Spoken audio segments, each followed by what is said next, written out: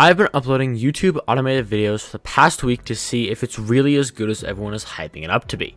And in this video, I'll be breaking down exactly what I did and how I did it. So first, let's start off with what I have been doing for YouTube automation. YouTube automation is a new buzzword where people will use AI to partially or fully automate YouTube videos. Newsflash, if any video is 100% automated by AI, odds are it will fail.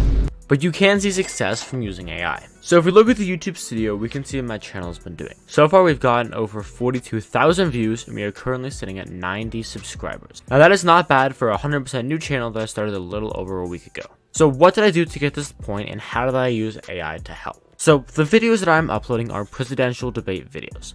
Basically, I clone the voices of Obama, Trump, and Biden, and I am now using their voices to enact skits and upload videos as shorts to YouTube. And those videos have been doing alright.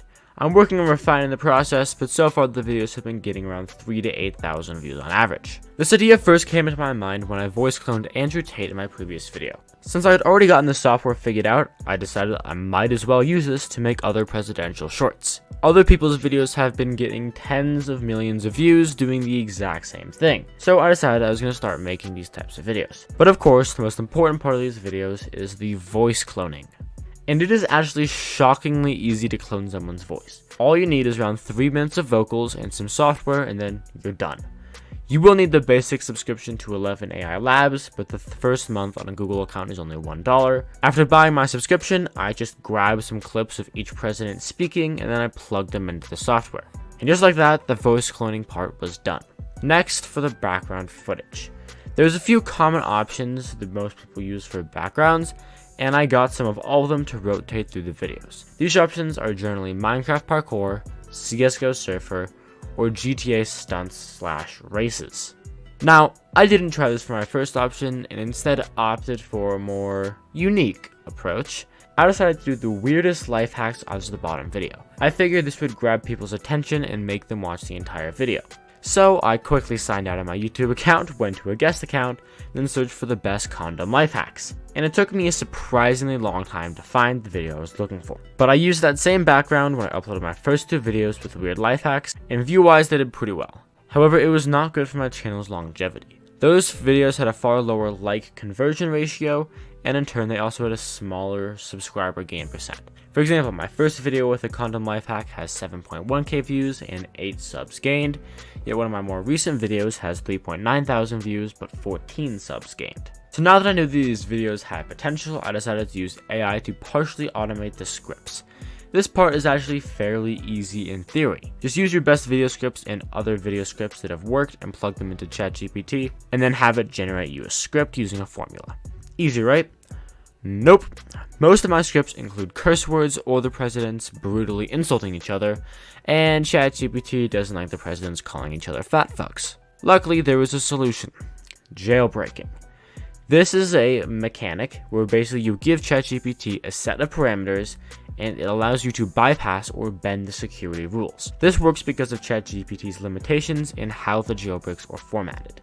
Now, I won't go into detail about all this, but the jailbreak I personally use is LittleGPT, and it works. Suddenly we go from a bland story to one filled with uncensored banter and insults. If you want to use the same jailbreak I use, just check the description and make sure to subscribe, like, and favorite the video so if you ever forget the jailbreak, you can come back and find it. But with the jailbreak, we now have better scripts. These still do need some tweaking as they're usually a bit long, but with 5 minutes of editing, we now have a 90% AI automated script. Plug that same script into 11 labs and your audio is done. But I wanted to add some more flair to the videos, and that came down to music and subtitles. For music, I personally tend to use Kevin MacLeod. I probably just butchered that name, but he makes some of the most iconic non-copyright music, to the point where if he was to turn on copyright for his videos, millions of videos would be taken down. Now we just need the subtitles. The 2 best options for subtitles are either Descript or Video.ai, but I personally use Video as it is literally made for short form content. And you get 75 minutes of footage for free every single month. But just drop the footage in and choose a template you like, or if you don't like any, you can always change the font and remove/add aspects of the video such as a progress bar. Then you're done. Upload the video to YouTube and voila! Now for some tips for making these types of shorts. Of all the shorts I made, I tend to average 78 to 84% average percentage viewed, which is pretty good. But I'm working on getting that range to 85 to 90%.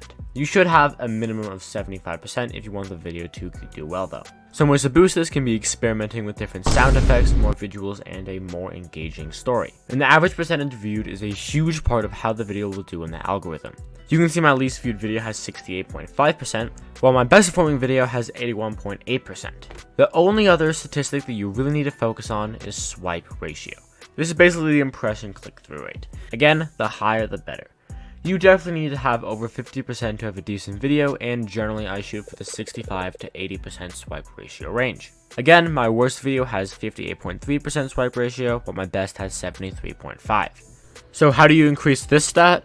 Well, in the first few seconds, have some sort of exciting or enticing dialogue or sound effects, whether that be something loud and unexpected or just the beginning to an interesting story. Find a way to make the videos stand out from the sea of other YouTube shorts out there. And for whatever reason, so far my best videos are about the president's ordering fast food and having the waitress start the conversation.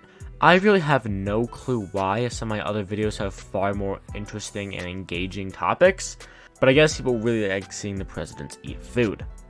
But so far, YouTube automated shorts are doing well. They take me maybe an hour per video, and my channel growth is starting to curve upwards, so I hope for the future.